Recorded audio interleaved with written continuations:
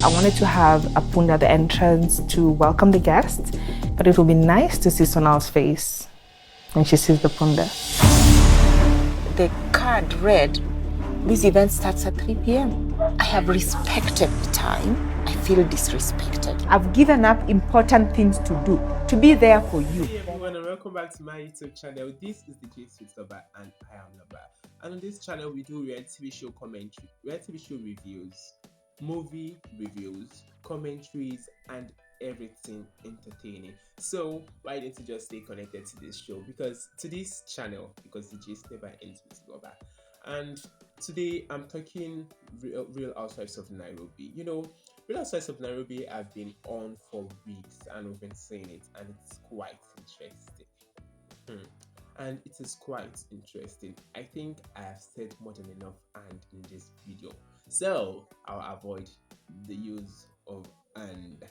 So the Real Housewives of Nairobi episode 7 was actually tagged hot and steamy, I guess. So you know, last episode we ended with this back and forth with Sonal and Vera, which I was not happy about, because Vera went too far with this, and she was even talking about what's the name, Sonal's mental health issue and the rest, where she was like she's popping pills and the rest. So it's just so crazy.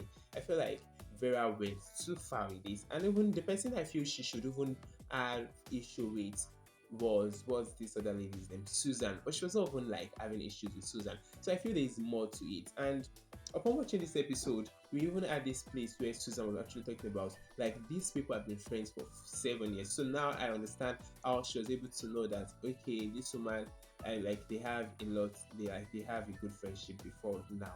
So now I just want to talk about the cast like individually and some things that really happened on this episode.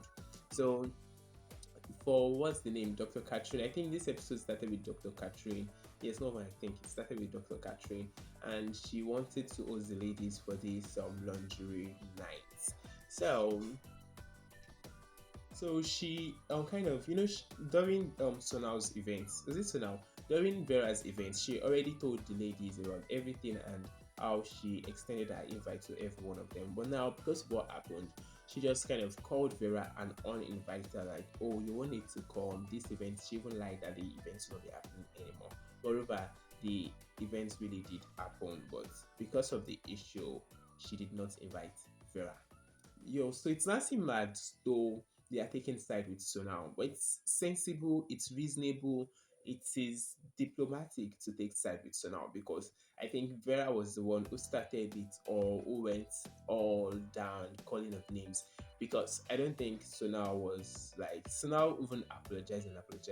So I don't know why Vera had to follow that part. So they had the lingerie event. So before the lingerie event or wherever they had this conversation with Sonal, and Sonal actually ranted about her mental health and how she's been dealing with so much, but having to come to see someone like Vera just come and use what she's passing through as something to get to her, like she felt so pained that she even cried about it. Then we were shown her having conversation with a doctor who was kind of encouraging her not to let go or let this thing she was told to get to her, because she has come a long way with this mental health issue, and she has been able to succeed to be who she is, or come to this position she is, like being very stable mentally. So she should not let this thing actually bring her down. So it's very wonderful that she had that help and the rest. So this episode we had, so they went for this lingerie event of a day, but before they went, Catherine and Dr. Catherine, yes, and what's her name, Susan, they met, and their kids went for this baking class or something like that. If they went baking, and that was actually a very lovely one. Then what else again? Then also Minne and Susan also let go their differences and all the back and forth they had, and it's very wonderful that now okay, these people are embracing themselves and they are putting an end to their issue, because like this issue they had was becoming annoying at some point, and for me I kind of do not really like Susan, because she was just going on and on and on with this issue, and even comments that are supposed to just they're just supposed to let go. They won't let it go. So I actually like the fact that they put all of that aside and they wanted to start a very lovely friendship dynamic on this show. Then the lingerie events happened. They got their shopping and the rest. So there was not so much there. But while they were having that, I think no, I think I should stop saying I think Vera was like their conversation. So they talked so much about Vera and how she acted at the event. So now actually now told Minne that even Vera told her that Minne is broke, that she's not really into women, bringing women down and the rest. She never knew that she had spilled something which is now going to put her into trouble to an extent. So Minne actually like kind of held that. So on this episode, what's the name? Vera actually held this is it Swahili night event, and Dr. Catherine went very early. She went at 3 and Vera event started around 10 p.m. It's just so crazy.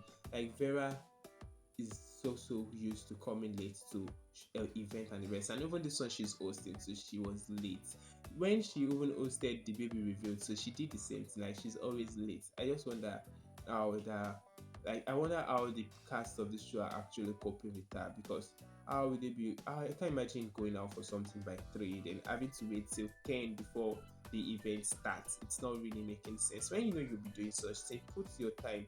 So even if you're doing African man time or the rest, it should not be like more than an hour difference, or like 2. Even 2 is a lot.